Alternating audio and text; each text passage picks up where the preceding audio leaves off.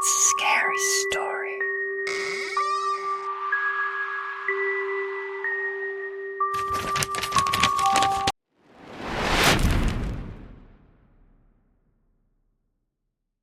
Loud shrieks shattered the silence of the Saturday morning. Cyril barely pried his eyes open, winced, and immediately squeezed them shut again. The summer sun blazed mercilessly through the grimy window. How many times had he promised himself to close the curtains before bed on weekends? Yet in the drunken haze of Friday night, he always forgot. His temples throbbed with the vice-like grip of a hangover, and his mouth felt vile and dry. Groaning, he buried his head under the sweat-damp pillow. But the piercing voice of old Maguzi cut ruthlessly through the lumpy chunks of synthetic padding. "Bastards!" the neighbor screamed. "May you rot in hell! Drop dead, you devils!" Old Maguzi, in principle, didn't know how to speak quietly. Ever since she'd moved from some backwater village 6 years ago into a second-floor apartment in their crumbling Khrushchev-era building, the old hag had become a scourge for the entire neighborhood. The neighbors disliked her, but feared her too, avoiding conflict at all costs. When provoked, her ironclad throat could spew such obscenities at ultrasonic frequencies that even old Nick, a foreman with 30 years of experience, would blush in shame and shake his head in awe. Guzi's reputation stretched far beyond their block. Clinic staff, utility workers, the local cop, and especially the small-town administration regularly endured her furious, ear-splitting tirades. Even without conflict, the noise level from the cantankerous crone exceeded all human comfort thresholds. Her shrill, piercing voice and vile temper had quickly turned her into the neighborhood's unpleasant local landmark. Any attempts to shut her up or reason with her ended in failure. Arguing with her was like playing chess with a pigeon. It would knock over the pieces, shit on the board, and fly off, utterly convinced of its victory. Guess they were right when they said you could take the girl out of the village, but you couldn't take the village out of the girl. Despite her low opinion of humanity at large, the old woman usually listened to Cyril. Maybe because he occasionally helped her with electrical repairs or fixing appliances for a modest fee in liquid currency. But Cyril himself figured she'd started respecting him after he once, in a foul mood, threatened to arrange a fatal accident if she didn't shut up. Cyril had a temper, though by nature he was a good-natured, quick-to-forgive guy. He avoided confrontations and treated his neighbors with respect and understanding, even old Ma Gusi, who lived downstairs. One way or another, they'd reached a fragile truce. Irritated, Cyril flung the pillow aside and shuffled across the long, unwashed linoleum to the kitchen. He greedily gulped water from the tap, splashed his face, lit a cigarette, and opened the window. "What are you yelling about so damn early, Nikitishna?" he called out loudly. Guzi tilted her wrinkled, puffy face up, shielding her eyes from the sun with her palm. "Cyril, you awake?" "Yeah." "Gone blind as a bat," the old woman lamented habitually. "Now I only recognize folks by their voices. Must be dying soon. Hope I don't go deaf on top of it." "We'll all go deaf from you first," Cyril muttered under his breath. "What did you say?" The old woman squinted suspiciously. Cyril cursed inwardly. "Yeah, right, she was going deaf.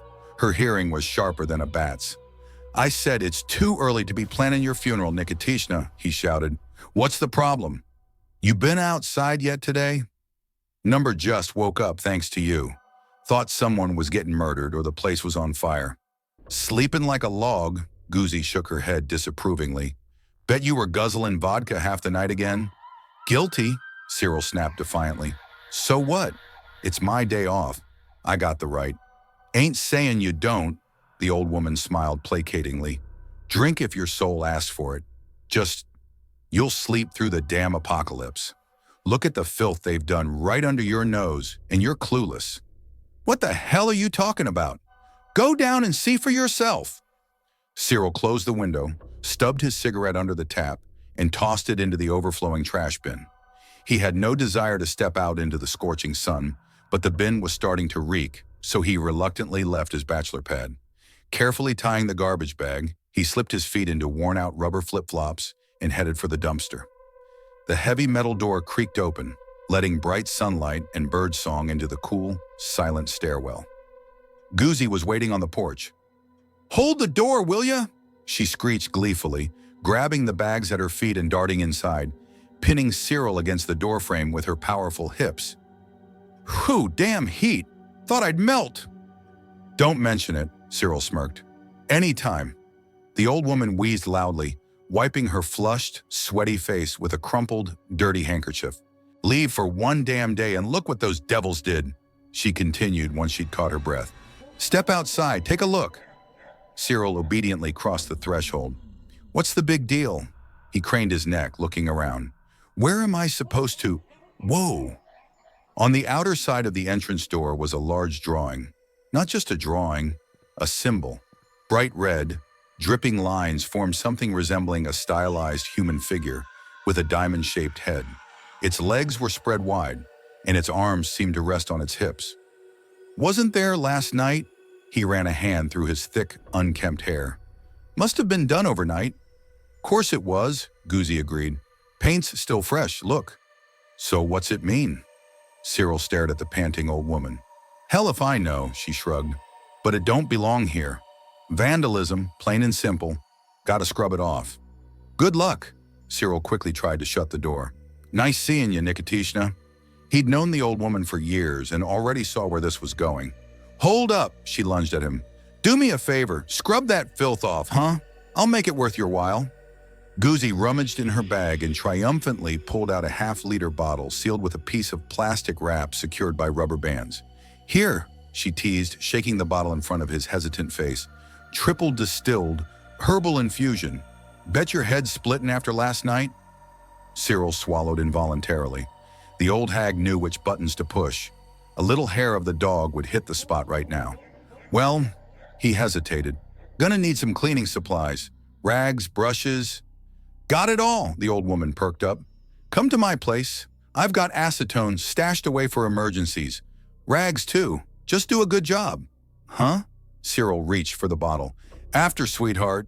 Goozy deftly hid the moonshine back in her bag. Work first. Just to get in the mood, he weakly protested. Nope, she cut him off firmly. Know your type, you shameless moochers. One sip and you'll vanish. Scrub that filth first. Come on then, help me carry these bags. Fine, Cyril sighed dejectedly. But I gotta hit the dumpster first. Wanna wait? Nah, the old woman hoisted the bags briskly. I'll manage. Still got the strength to climb to the second floor. Ain't turning to dust yet. Drop by on your way back. Goozy, huffing, stomped up the stairs with single-minded determination, while Cyril, anticipating an unexpected morning pick-me-up, swung his garbage bag and headed for the dumpster. Luck was clearly on his side today. The paint refused to come off easily. The symbol had turned into smeared red streaks, making the door look even worse than before. The acetone fumes made Cyril nauseous, his t-shirt and shorts soaked with sweat. Even the promise of the coveted bottle was losing its appeal. He threw the stinking rag onto the porch and slumped onto the bench by the entrance, glaring at his stained hands. The paint had lodged under his nails, the brownish gunk clinging stubbornly to the creases. Acetone wouldn't help now. Spitting in frustration, he pulled a crumpled pack from his pocket, flicked his lighter, and lit a cigarette. The sun blazed mercilessly, nearing its zenith. Cyril took a deep drag, leaned back against the weathered wooden slats, and surveyed the empty courtyard through half-lidded eyes. Summer was in full swing, and most neighbors had fled to their dakas or the lake. Only old Gerasim shuffled silently across the yard, sweeping with mechanical precision. No one actually knew Gerasim's real name. He'd appeared in town a couple of years ago and hadn't spoken a word since, hence the nickname. Rain or shine, he cleaned their courtyard and a few nearby ones, day after day. He had no friends. The local drunks had tried to recruit him at first, but after meeting silent indifference, they gave up. He seemed oblivious to people, content with the pack of stray dogs that followed him everywhere. If a motley crew of mutts sat obediently outside a store, Gerasim was inside. The dogs loved him, reinforcing the aptness of his name. With no other movement in sight, Cyril watched the old man and his shaggy entourage. The dogs panted in the shade while Gerasim swept, polishing the already spotless pavement. What's that fool even sweeping for? Goozy croaked, sticking her head out the window. You done yet, Cyril? Or just taking a break? Need some air, Cyril grunted. "Acetone's killing my head." "Doubt it's the acetone," she smirked. "Fine, come up. I'll pour you something for the pain." Encouraged, Cyril flicked his cigarette butt into the trash and hurried inside. Goozy's apartment smelled, as always, of dried herbs. Bundles of plants hung from strings stretched across the room, berries and roots drying on yellowed newspapers. A massive black tomcat watched from the dresser with half-lidded disdain. "Here, kitty," Cyril reached out. The cat lazily jumped down and, oozing contempt, sauntered into the bedroom, tail high. "Kitchen," Goosey yelled. "I'm in here." Ducking under the hanging herbs, Cyril followed her voice. "Damn herbarium you got here," he snorted. "You stripped the whole forest?" "Medicinal," she replied, wiping her hands on her apron. "Cures any ailment." Without warning, she yanked at his hair. "Ow!" he yelped, more from surprise than pain. "The hell?" "Gray hair," she announced, holding up the trophy. "Pluck that nonsense, you're still young. No business walking around with silver threads. Need a woman to look after you." "Nah," Cyril grimaced. "Been there." "Where have you been?" she smirked. "Big deal, she left. Plenty more out there." She slid him a nearly full shot glass. "Drink up. Heat stroke's no joke." Cyril knocked it back, coughed, and wiped his mouth with the back of his hand. It still reeked of acetone, but there was no alternative. The moonshine went down surprisingly smooth, leaving a sweet aftertaste. "Damn, Nikitashna!" he gaped. "Where'd you hide this ambrosia?" "New recipe," she grunted. "Got it in the village." She crossed her arms and stared expectantly. "Feel better?" "Kinda fuzzy," he lied. "Might need another for full effect." "Lord have mercy," she huffed. "Finish the job." Cyril sighed and trudged out under her grumbling. He'd lied. The throbbing in his temples had vanished. Energized, he attacked the remaining paint. A low growl made him spin around. Gerasim stood at the foot of the porch, his pack of dogs baring teeth. The old man's beard lifted in the wind, his gnarled hand gripping the broom like a staff. For a moment, he wasn't a quiet janitor. He was something ancient, a sorcerer from old tales. His brows furrowed, eyes blazing. The dogs tensed. Cyril backed into the door. "Hey, old man," he hissed. "Call off your dogs." Gerasim stroked his bald head and whistled sharply. The dogs settled instantly. The illusion shattered. Just a harmless sweeper again. He shook his head disapprovingly and shuffled away, the pack following. Cyril exhaled shakily and returned to scrubbing, casting nervous glances over his shoulder. 15 minutes later, he inspected the damp, gleaming door. Satisfied even Goozy couldn't complain, he tossed the rags and headed for his reward. Dusk was settling when Cyril woke. After polishing off half the promised moonshine, he'd passed out in front of the TV. The old hag had tricked him. What she'd given him later was the same rotgut she always paid him with. The first sip had nearly made him vomit, but he'd forced it down, desperate to stave off the returning headache. He cursed himself for not refrigerating the bottle. With unsteady hands, he poured another shot of the warm, foul-smelling liquid. It slithered into his stomach like oil. His Adam's apple jerked convulsively. Clamping a hand over his mouth, he fought the urge to retch. This time it stayed down. Wincing, he bit into a shriveled, pickled cucumber and dragged himself to the kitchen, bottle in hand. He wasn't hungry, but he had to eat. Otherwise, this 2-day bender would spiral into a full-blown bender. He filled a pot with water, grabbed frozen pelmeni from the freezer, and tossed the package onto the cracked vinyl tablecloth. Since his wife left, frozen dumplings had become his staple. Cyril cracked the window and lit a cigarette. The heat had broken. The air smelled of approaching thunder. He studied the darkening sky, a cloud shaped like a snarling wolf's muzzle. The morning encounter with Gerasim flashed in his mind, souring his mood completely. The boiling water snapped him back. He eyed the pot, decided dinner could wait, and poured another shot to steady his nerves. The second went down easier, chased with tap water. He stared mournfully at the remaining moonshine, fighting the urge to visit Gouze for a refill before she slept. Cyril prided himself on stopping before work weeks, though it got harder each year. His Friday to Sunday benders were sacred. 15 minutes later, he lounged in the living room with his makeshift feast when lightning split the sky. The thunderclap rattled the windows. The lights flickered, died. The TV screen reflected his stunned face, fork frozen midair. God damn it! He stomped to the hallway, jammed his feet into slippers, and marched to the breaker box. Voices rose from downstairs as he reset the switch.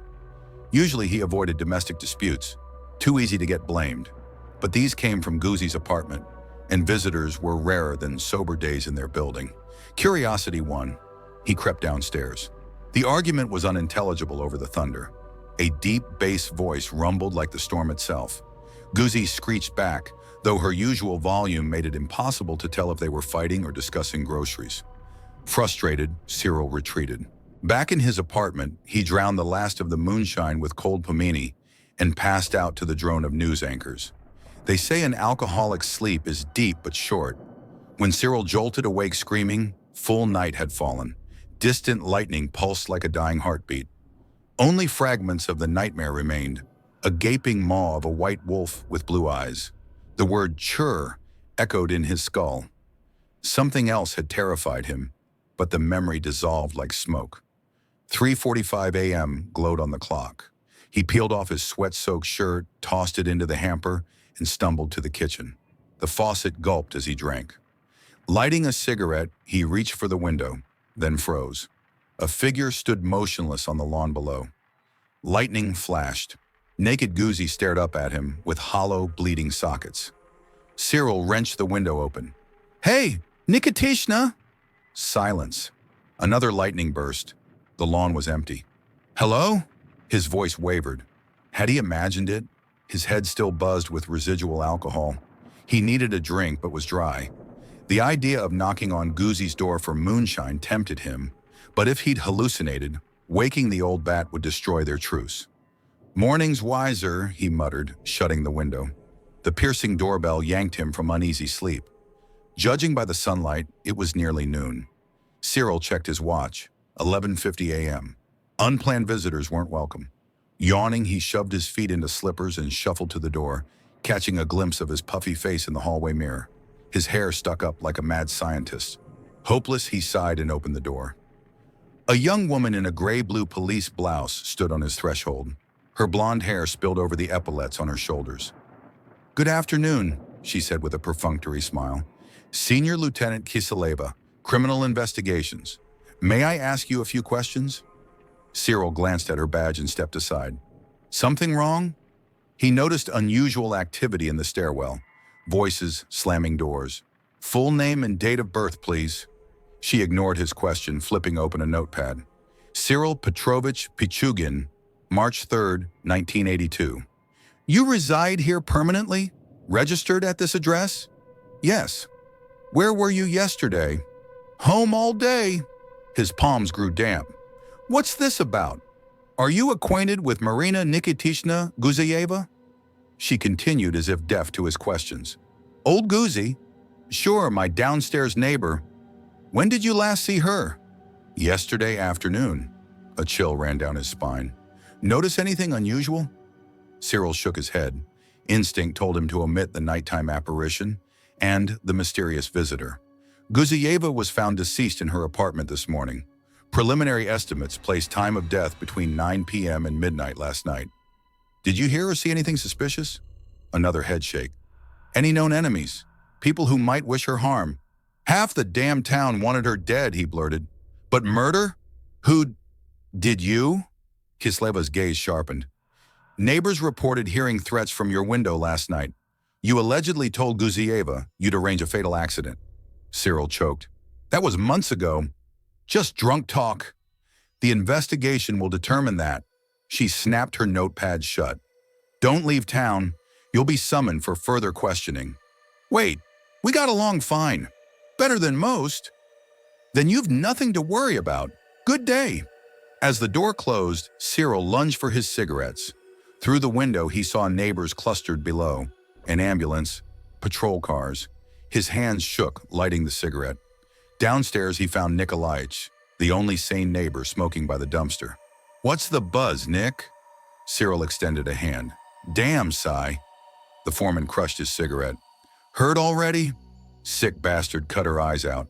"Naked, too. Like something from a fucking horror movie." Cyril's stomach lurked. "Raped?"